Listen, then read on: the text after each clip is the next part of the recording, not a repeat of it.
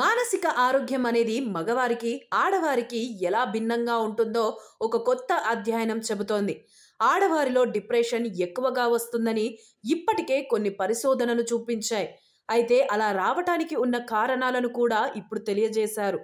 ఆస్ట్రేలియాలోని బెర్గోఫర్ medical research institute పరిశోధకులు ఒక పెద్ద అధ్యయనంలో 2 లక్షల మంది డిప్రెషన్ బాధితుల డిఎన్ఏని విశ్లేషించారు. ఫలితంగా ఆడవారిలో డిప్రెషన్కు సంబంధించే జీన్స్ 2 రెట్లు ఎక్కువగా ఉన్నాయని తేలింది.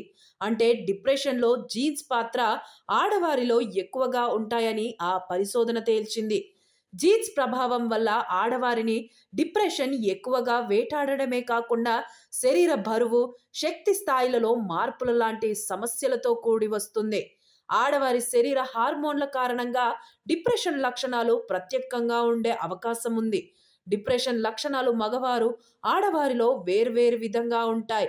చిన్నపాటి గర్ల్స్ లో అది ఎక్కువగా శరీర రూపం, మన్నించుకోలేని తప్పుల భావన, దృష్టి సమస్యలు, లోతైన దుఃఖంలా కనిపిస్తుంది. బాయ్స్ లో అది సాధారణ కార్యకలాపాలపై ఆసక్తి తగ్గడం, ఉదయం అలసటగా, మానసికంగా కుంగిపోవడం కనిపిస్తుంది.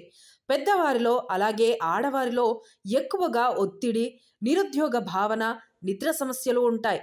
మగవారిలో ఎక్కువగా కోపం ఉంటుంది. ఇది సాంఘిక ప్రభావంతో కూడిన విషయం.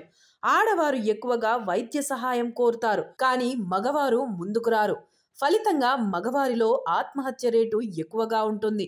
మగవారు తక్షణం మరణించే పద్ధతులను ఎంచుకోవడం కారణంగా ఆడవారిలో ఆలోచనలు ఎక్కువగా ఉన్నా రిస్క్ తక్కువగా ఉంటుంది.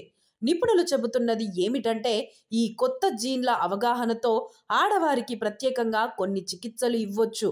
ఇప్పటి వరకు మానసిక ఆరోగ్య పరిశోధనలో ఎక్కువ భాగం మగవారిపై ఆధారపడి రూపొందించారు. అయితే ఆడవారి ప్రత్యేక జీన్ల కారణాలపై ఆధారపడి మందులు, థెరపీ పద్ధతులు మరింత వ్యక్తిగతంగా, సమర్థవంతంగా చేయవచ్చు. ప్రపంచవ్యాప్తంగా కోట్లాది మందిని ప్రభావితం చేస్తున్న డిప్రెషన్ పై పోరాటం తప్పనిసరి.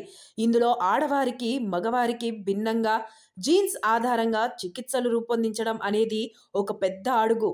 వ్యక్తిగత వైద్య పద్ధతులు, జ్ఞానం పెరగడం రోగులను మరింత సమర్థవంతంగా, భద్రంగా కాపాడగలదు. చివరిగా డిప్రెషన్ కేవలం బాధ, దుఃఖం మాత్రమే కాదు. ఆడవారికి, మగవారికి భిన్నంగా దాన్ని అర్థం చేసుకోవడం, సహాయం చేయడం అత్యంత అవసరం.